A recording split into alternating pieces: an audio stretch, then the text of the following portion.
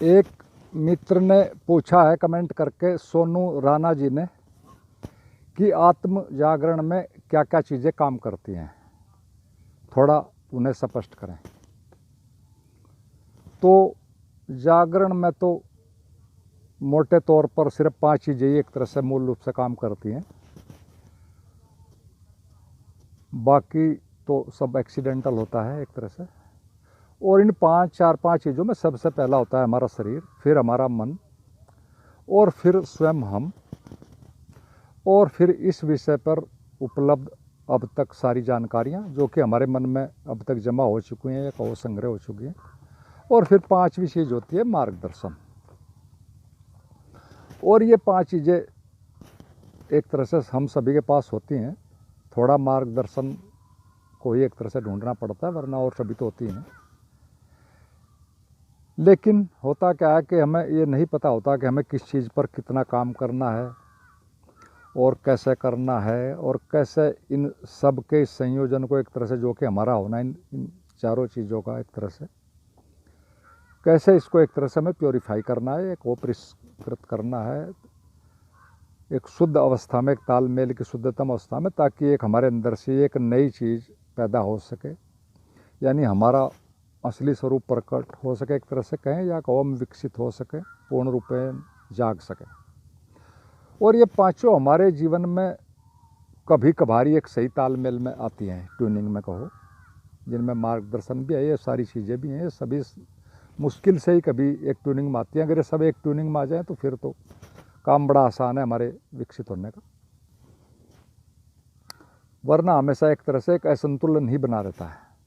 शरीर कुछ चाहता है, उसकी अपनी ज़रूरतें हैं, मैकेनिज़्म है अपना, एक उसका बॉडी विजडम है, लेकिन हम उसे सही सहयोग नहीं करते, क्योंकि हमें पता नहीं कैसे उसको सहयोग करना है, क्या वास्तविकता है। और फिर वह कुछ गड़बड़ में आ जाता है, और फिर दूसरे रूप से एक तरह से उसकी गड़बड़ होती है, फिर सभी चीज़ों में एक तरह से वो उन्हें प्रभावित करता है, और फिर सभी ट्यूनिंग बिगड़ जाती है। लेकिन हम यानी मालिक की समझ में जैसे भी हम अभी हैं, हमारी समझ में ये एक तरह से कुछ भी नहीं आता है कि सारा हो क्या रहा है, क्योंकि शरीर के बारे में सच में हमारा सारा ज्ञान कहो वो एक तरह से बाहर से ही आया होता है, चाहे वो किसी भी ढंग से आया हो। उसमें हमारे अपने अनुभव एक तरह से और संवेदनशीलता के द्वारा जो होता है वो उससे नहीं कुछ आया होता है, सारा दूसरों के द्वारा, और शरीर सबके अलग अलग है, इसलिए वो कहीं सभी चीज़ें फिट नहीं बैठती। और इस बिंदु पर फिर जब हम न जानते हैं तो फिर कुछ भी हो जाता है। शरीर के मामले में हम कुछ भी उल्टे सीधे नियम फॉलो करते रहते हैं, चले आ रहे हैं पहले से। और इस यात्रा में एक तरह से शरीर का सही स्थिति में होना बहुत ही अति आवश्यक है, क्योंकि यह सब कुछ का एक तरह से हमारे होने का आधार ही है, कहो हम सब की मन की चेतना की सब कुछ की जड़ें जो भी हैं इसी में है एक तरह से। और इसकी जरा सी गड़बड़ पर फिर तीनों चारों चीज़ें और जो हैं सारी एक तरह से वो अलग ही ढंग से चलने लगती हैं। तो इसमें हमें थोड़ी सी मोटी मोटी बातें हमें एक तरह से जाननी चाहिए। पहला तो यह है कि हमें अपने शरीर की अक्षमता के अनुसार धूप का सेवन करना चाहिए, जिस पर कि हम अक्सर कभी बात नहीं करते, क्योंकि सारा जीवन इस पृथ्वी पर जो भी है जीवन, उसमें सूर्य का सबसे बड़ा रोल है। वो प्राण शक्ति का भंडार है, सब प्राण शक्ति उसी से आती है, भले ही वो डायरेक्ट धूप से आए या उसी से दूसरी चीज़ें पेड़ पौधे पशु पक्षी बने सब उनसे चीज़ें आप तक आएँ, सारा एक तरह से सूर्य का ही मेन रोल है इस सारे मामले में। और धूप हमारे लिए कितनी ज़रूरी है ये हमें इसका पता नहीं है। और दूसरी बात है शारीरिक श्रम, इसको भी हम सही अर्थों में नहीं समझते कि इसका क्या एक तरह से मतलब है। और फिर तीसरे नंबर है पर एक तरह से प्राण वायु या कहो शुद्ध वायु। ये 3 चीज़ें सबसे ज़्यादा मेन है। और चौथी अगर कोई चीज़ है सबसे ज़्यादा, वो है खुश रहना या कहो पॉजिटिव थिंकिंग। पॉजिटिव थिंकिंग करोगे तो खुश रहोगे तो पॉजिटिव थिंकिंग होगी। वो दोनों एक ही चीज़ की एक तरह से कहो दो नाम है। लेकिन हम इस तरफ भी कभी ध्यान नहीं देते, हम इसके महत्व को भी नहीं समझते। ये पॉजिटिव थिंकिंग वाला क्या मामला है, खुश रहना क्या है, इससे हमारी बॉडी पर और पूरी हमारी एक तरह से सारी पर्सनैलिटी पर क्या प्रभाव पड़ता है। और इस विषय में तो एक बहुत कहावत भी है, बहुत एक तरह से वो ठोस बात है, हालांकि वो एक मजाक भी है। और कहावत ये है कि आप खुश रहिए, वरना आपका डॉक्टर खुश रहेगा। तो हम इन चीज़ों को नहीं समझ पाते कि हमारे पॉजिटिव थिंकिंग का, खुश रहने का कितना बड़ा फ़र्क पड़ता है। और हम सारा जोर एक तरह से भोजन पर ही सब लगाते रहते हैं, भोजन पर, दवाइयों पर, सब इन पर काम करते रहते हैं। वो ठीक है, भोजन की क्वालिटी अच्छी हो, एक बेस्ट बात है, लेकिन भोजन सच में कई नंबर बाद आता है अगर सच में देखा जाए तो। और भोजन भी हम शरीर की रुचि के अनुसार सेट नहीं करते, वो भी दूसरे ज्ञान पर, साइंटिफिक नॉलेज पर, मेडिकल साइंस पर, जो कि थोड़े थोड़े दिनों बाद बदलते रहते हैं, उनके सिद्धांत ही बदलते रहते हैं, हम उन पर ही चलते रहते हैं। ये सब्जेक्ट बड़ा एक तरह से लंबा है, इस पर मैंने 3 वीडियो भी पीछे बनाई है, उनमें आप देख सकते हैं, वहाँ डिटेल से इसको किया है। और अब तो एक होलिस्टिक लाइफ स्टाइल कहो या थेरेपी चली है, उसको जानना एक तरह से बड़ा ज़रूरी होता है। लेकिन हम सारा जोर दवाइयों पर और भोजन पर सब इस पर लगाते हैं, जबकि बड़ी सिंपल सी बात है हमारे शरीर के बारे में जो हमें जाननी चाहिए, जिन्हें हम थोड़ा भी अगर देखें तो बड़े आराम से समझ जाएंगे। पहली बात, प्राण ऊर्जा जो सबसे ज़्यादा सूरज से आती है, एक बात।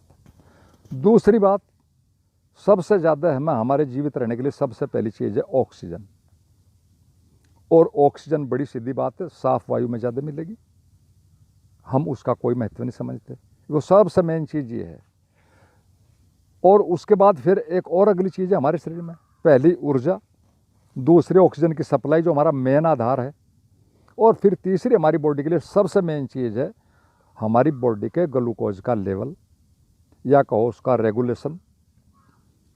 और उसके लिए हम और बहुत चीज़ें करते हैं, जानते हैं सब, लेकिन सच्चाई सिर्फ ये है जो असली बात है कि हमारी बॉडी, हमारे बुजुर्ग, हमारे पूर्वज, हमारे जो भी थे, उन्होंने शारीरिक श्रम किया, वही हमारे जीन्स में है। बॉडी के लिए अगर आप शारीरिक श्रम करते हैं या व्यायाम करते हैं तो आपका सब कुछ, इंसुलिन का या ग्लूकोज का जो भी लेवल है, रेगुलेशन है, ऑटोमेटिक सही रहेगा। फिर आपको फालतू बातें सोचने की, करने की कोई ज़रूरत नहीं है।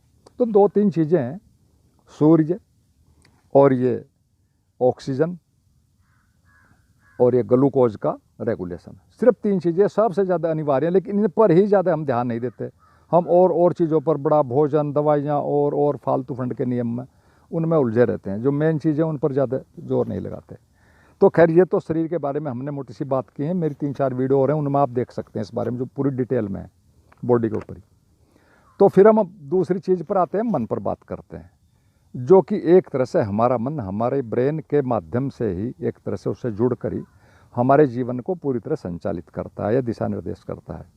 और इस मन या ब्रेन की ही एक तरह से, ये दोनों अब एक ही नाम में हम यूज करेंगे, इनकी एक ही योग्यता या कहो गुणवत्ता या गुण सर्वाधिक कीमती व शक्तिशाली होता है, और वह होता है हमारी बुद्धि।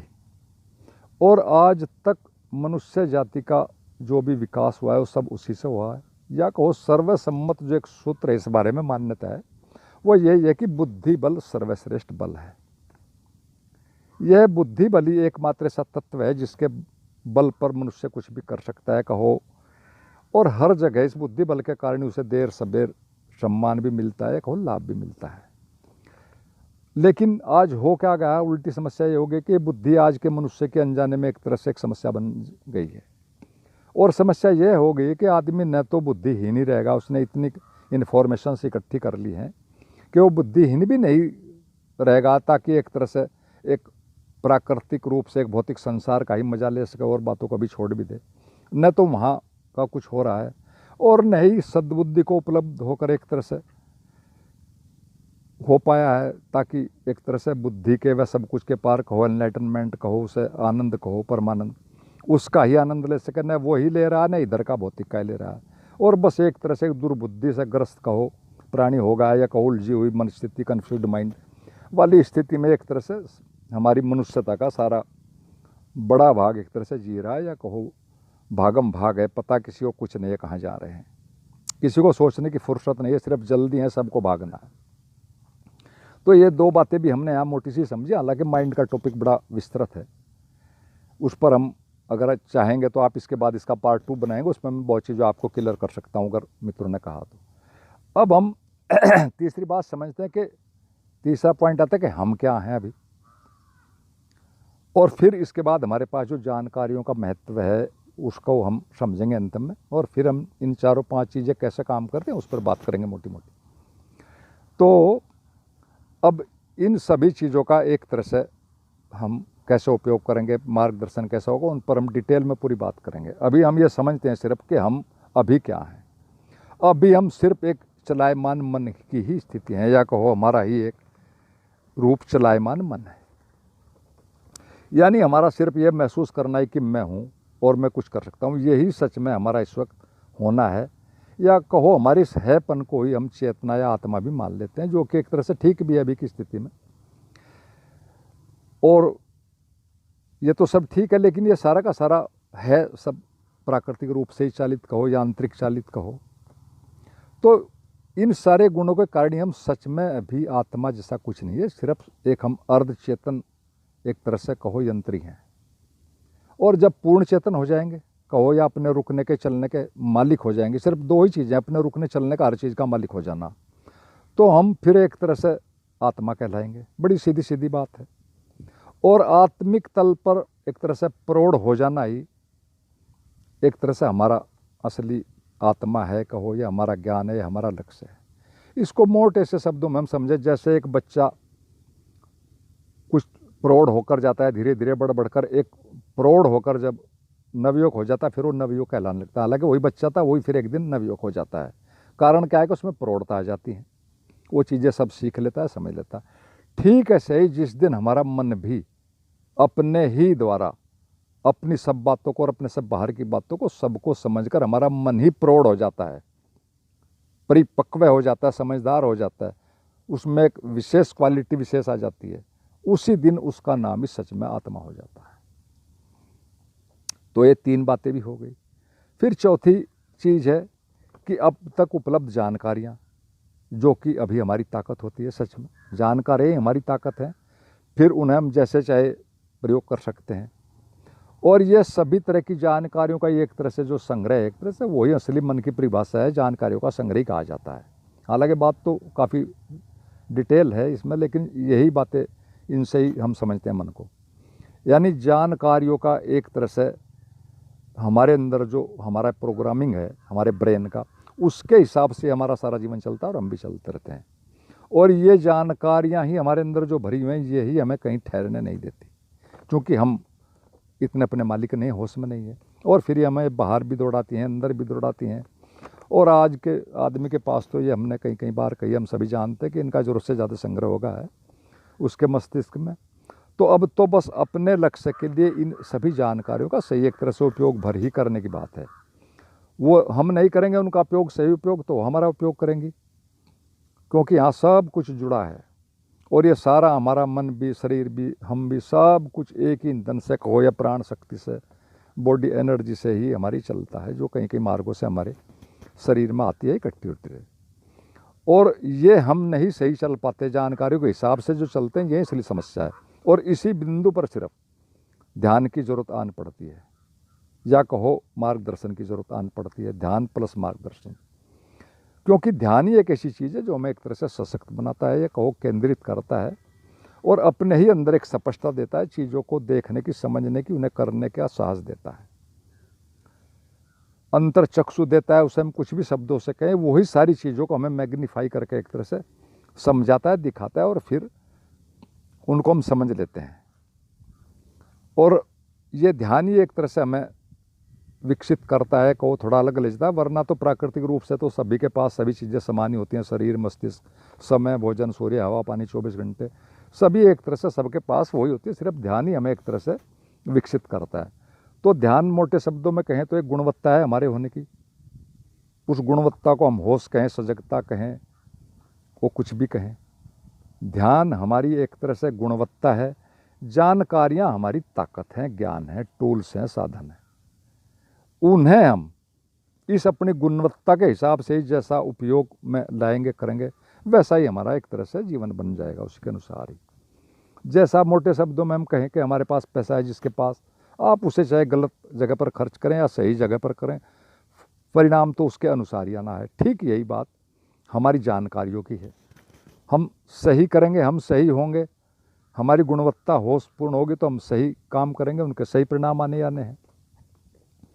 तो कहने का तो सिर्फ एक ही मतलब है कि असली बात तो हम हैं और होश हमारी ताकत है। ये सिर्फ दो ही चीज़ें जानना की मन के क्षेत्र में कहो, और उसी ताकत के बल पर एक तरह से हम सुखी रह सकते हैं, आनंद को भी पा सकते हैं।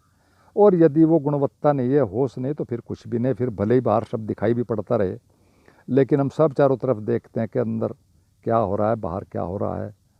और मैं आपको थोड़ा सा याद दिला दूं कि दुनिया के अधिकतम लेखक, प्रसिद्ध लेखक और दार्शनिक हैं, जो कि ज्ञान के भंडार थे, अपने समय के बड़ी बड़ी पुस्तकें लिखी, प्रवचन दिए, उन्होंने या तो सुसाइड किया है या पागल होकर मरे हैं। और यही नहीं, मनोवैज्ञानिकों का भी एक तरह से ऑक्यूपेशन के हिसाब से यदि परसेंटेज निकालें तो उनकी भी सबसे ज़्यादा पड़ती है इसी मामले में, जबकि वो भी मन के मालिक हैं, वो भी एक तरह से बड़े एक तरह से सम्मानित वर्ग है हमारे आधुनिक युग का। और हम रोज़ पढ़ते सुनते हैं कि फला बड़े अधिकारी ने सुसाइड कर लिया, फला धनपति ने कर लिया, फला कलाकार ने कर लिया।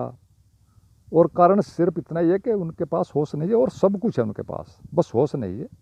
हाँ, कोई गरीब आदमी करे, कोई किसान करे, कोई मजदूर करे तो बात समझ में भी आती है सुसाइड करने की, क्योंकि उसके पास कोई ठोस कारण तो है। लेकिन जिनके पास सब कुछ है, हर चीज़, वो भी सुसाइड कर ले हैं, तो इसका मतलब है कि अंदर सब गड़बड़ है, बाहर भले ही कुछ भी दिखाई देता हो।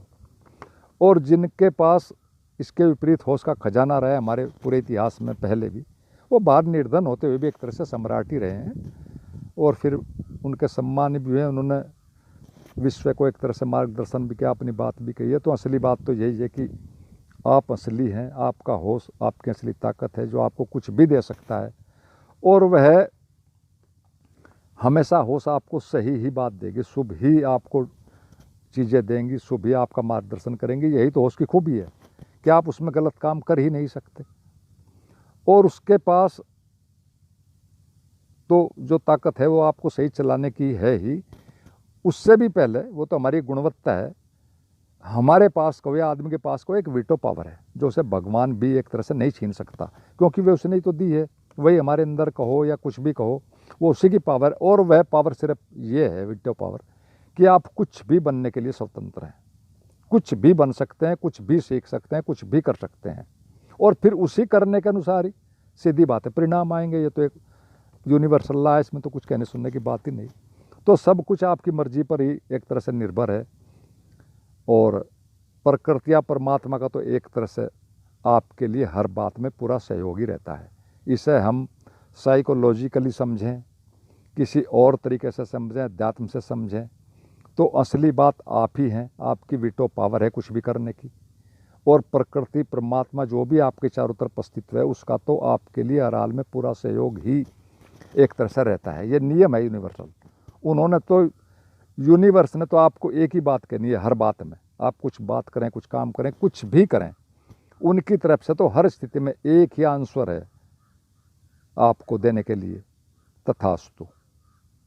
यानी आप जो कर रहे हो हमारा सहयोग है, हमारी तरफ से आशीर्वाद है, करो यही करो। तो ये सारी बात तो बड़ी सीधी साफ है। अब इन्हें हम वैसे भी मोटे शब्दों में समझें कि सारा काम तो हमारा है। एक इंजीनियर एक शानदार इमारत एक तरह से बना देता है, और दूसरा कोई उस बात को, इमारत को नहीं बना सकता, हालांकि उसके पास भी हाथ पैर हैं, दिमाग है, सारी सामग्री भी, सब कुछ है।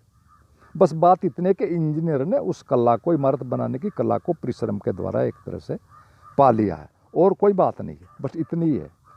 तो ठीक ऐसे ही जैसे बाहर की दुनिया में एक इंजीनियर ने इमारत बनाने की कला सीख ली, हम भी अपनी अंतर यात्रा में कहो, या हम साधक भी जो साधना कर रहे हैं, हम भी अंदर अपनी होश को बढ़ाने की एक कला सीख सकते हैं।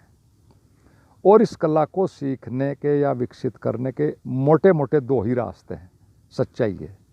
पहला है लगातार ध्यान करो, चीज़ों को देखो, समझो, क्योंकि ध्यान एक तरह से आपका एक माइक्रोस्कोप की तरह है, जो कि चीज़ों को साफ साफ दिखा देता है, बड़ी करके दिखा देता है। ध्यान की अवस्था में आप सब चीज़ें साफ साफ, बारीक तक, दूर तक देख सकते हैं उस स्थिति में ध्यान की। और उसमें रहते हुए फिर तुरंत उसके बाहर आते उनको नोट कर लो, फ़ौरन कहीं नोट कर लो और अपनी जानकारी में ऐड कर लो। क्योंकि यदि उन्हें ऐड नहीं करोगे तो पक्की बात है हमारा मस्तिष्क हर चीज़ों को भूलने के उसके समय होता है, कहीं 24 घंटा, कहीं 28 से कहीं 48, उसमें सब भूल जाता है चीज़ें, वर्गीकरण के हिसाब से।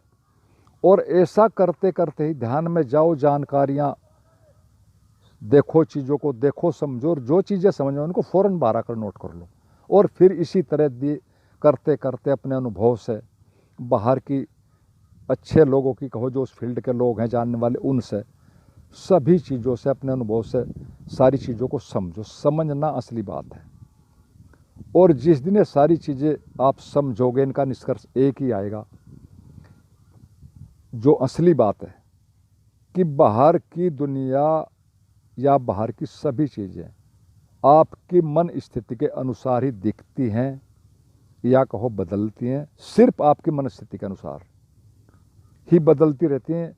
और ये सिर्फ आप ही हैं, या कहो आपका मन ही है, कि जो अपनी होने की स्थिति के एक तरह से अनुसार ही उनको एक कहो बदलता रहता है, या उनमें कहो फिर भिन्न भिन्न बाहर की चीज़ों में रंग भर देता है, ढंग भर देता है, उनकी परिभाषाएं बनाता है, अच्छे बुरे का एडजेक्टिव जो भी कर देता है।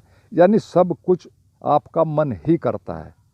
और ये बातें आपको ध्यान में जाने के, बार बार जाने के, और फिर बाहर आने के बाद ये सारी चीज़ें आपकी समझ में आ जाएंगी।